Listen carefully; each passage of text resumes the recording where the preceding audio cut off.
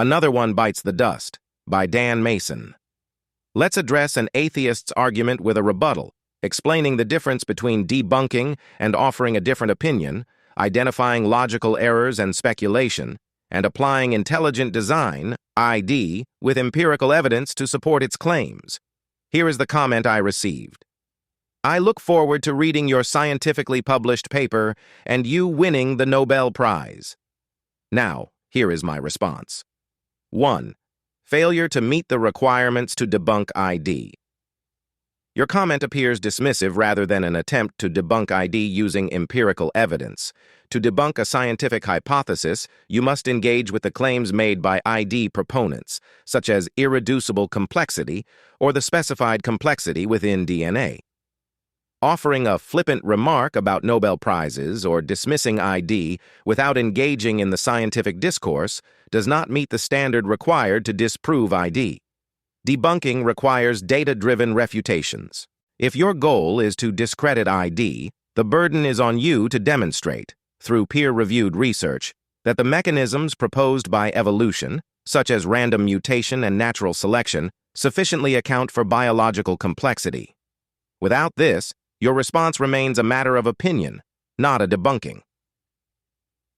2. How scientific theories are discovered and validated. Throughout history, scientific progress has required challenging consensus.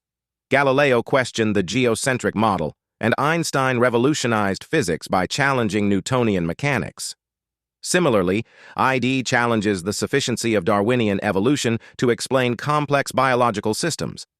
Like any scientific hypothesis, ID seeks to interpret evidence in ways that follow the data. Just as science is open to new theories, ID must be evaluated based on its testable claims. However, dismissing it without scientific engagement simply for failing to align with consensus undermines the very spirit of scientific inquiry. 3. The difference between debunking and an opinion. There is a clear distinction between debunking and expressing an opinion. Debunking involves using empirical evidence to refute specific claims. For example, if you aim to debunk irreducible complexity, you need to show how systems like the bacterial flagellum can evolve through natural selection in stepwise processes.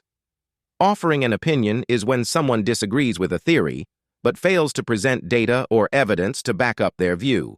Simply stating that ID is false or invoking scientific awards as validation of truth does not constitute scientific engagement.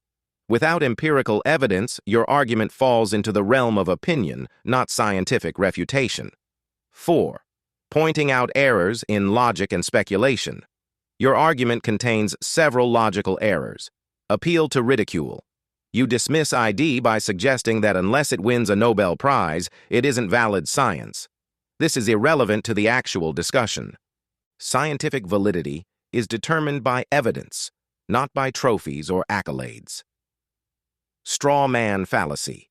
By suggesting that proponents of ID only seek awards or man-made validation, you misrepresent the purpose of the theory. ID proponents argue from a standpoint of following the evidence, whether or not it aligns with mainstream views. Speculation without evidence. You suggest that ID is false without providing data to refute its claims.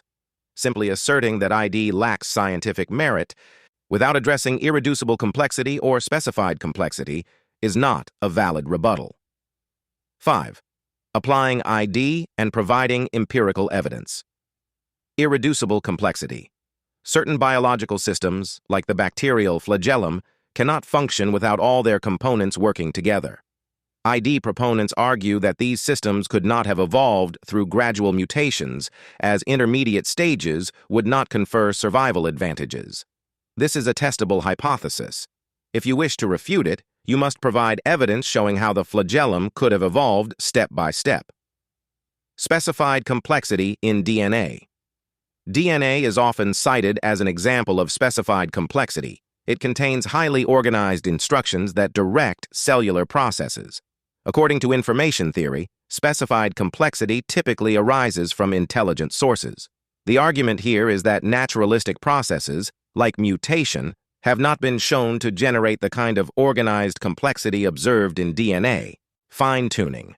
The fine-tuning of the universe's constants, such as the gravitational constant, suggests precision beyond what random processes can explain. ID argues that this precision points to an intelligent cause. This is not an argument from ignorance. It is based on observable patterns and the improbability of life-permitting constants arising randomly. 6. The pursuit of truth versus man-made accolades. The goal of science is to pursue truth through the investigation of natural phenomena. ID proponents do not seek awards or trophies. They seek to explore the origins of biological and cosmological complexity. Awards, like Nobel Prizes, are irrelevant to whether a hypothesis is valid. Galileo didn't receive a prize for challenging the geocentric model. He was persecuted. Yet history has shown that truth is not determined by consensus or recognition, but by following the evidence. 7. Conclusion. You have not met the requirements to debunk ID.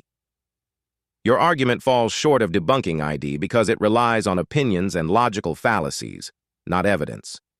Dismissing ID for not winning a Nobel Prize or gaining mainstream acceptance does not engage with the scientific claims it makes. To properly debunk ID, you would need to provide 1. Empirical evidence showing how systems like the bacterial flagellum or the genetic code could evolve through natural processes. 2. Counter evidence to refute the claim that fine-tuning in the universe points to design.